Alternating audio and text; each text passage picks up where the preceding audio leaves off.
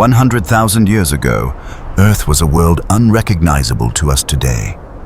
Vast sheets of ice stretched endlessly across the northern hemisphere, swallowing continents under their frozen weight. The winds were sharp, the winters relentless, and survival was uncertain. Across these icy plains thundered herds of colossal beasts, woolly mammoths, giant bison, and reindeer. In the shadows of glaciers lurked predators unlike anything alive today. Saber-toothed cats, lions larger than modern lions, and packs of wolves hardened by the cold. Among these giants, fragile bands of early humans wandered, not yet rulers of the planet, but desperate survivors. This frozen chapter of history belonged to the last great glacial period, part of the long Quaternary Ice Age. For millions of years, Earth has shifted between cold glacial states and warmer interglacials. 100,000 years ago, the planet was deep in a frozen phase. Temperatures fell, seas receded, and ice carved valleys and fjords into the land. The Laurentide ice sheet alone buried Canada and reached into what is now New York, Boston, and Chicago. As oceans pulled back, hidden landscapes were revealed. Land bridges connecting continents like the Bering Land Bridge linking Asia to North America. These frozen gateways would guide the migrations of animals and eventually humans themselves. Beyond the walls of ice stretched the greatest biome Earth has ever known, the Mammoth Steppe. A vast, treeless expanse of grass and wind, spanning from Europe across Asia and into North America. It was dry, cold, and harsh, yet alive with creatures.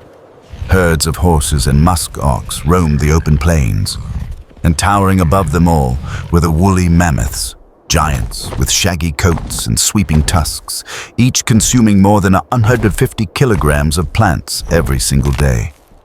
Their heavy steps shaped the land, scattering seeds, carving paths, and keeping the ecosystem in balance.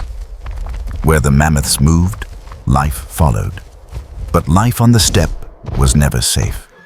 In the grasslands stalked the American lion, heavier and larger than any lion alive today, weighing over 350 kilograms. Silent, swift, and merciless, it hunted bison, camels, and horses. Sharing this deadly arena was Smilodon, the saber-toothed cat. Stocky and muscular, it ambushed its prey, pulling them to the ground before driving in fangs as long as a human hand. This was a land where every meal was a battle between survival and extinction. Not all the Earth was frozen plains. South of the tundra, dense boreal forests stretched with spruce, pine, and fir. Here, elk adapted to snowy terrain and hares changed their coats to vanish into the white. Further still, in temperate woodlands, lived the straight-tusked elephants, cousins of the mammoth, suited not for ice but for greener lands. And around the equator, savannas and tropical forests still pulsed with life, though drier and colder than today. These warmer regions became the cradle of our story, home to early Homo sapiens. 100,000 years ago, humans were not yet masters of the earth. In Africa, small nomadic groups of our kind hunted, gathered, and wandered through grasslands and woodlands. They relied on fire, tools, and each other to endure. But in Europe and Western Asia lived the Neanderthals, stocky, strong, and adapted to the cold. They crafted stone tools, mastered fire, and built lives in the frozen wilderness. For a time, they thrived beside us, sometimes rivals, sometimes allies. But in the end, only one human lineage would remain.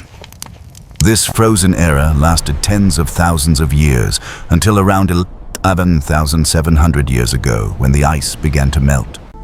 Glaciers withdrew, seas rose, and the Mammoth Steppe shrank. Forests returned, rivers swelled, and the world transformed. But many of the great beasts did not survive. The mammoths, the saber-tooths, the American lions, all vanished, leaving only bones behind. Humanity, however, endured. With fire, language, and cooperation, we stepped into a new epoch, the Holocene. Today, we live in that warmer, interglacial world.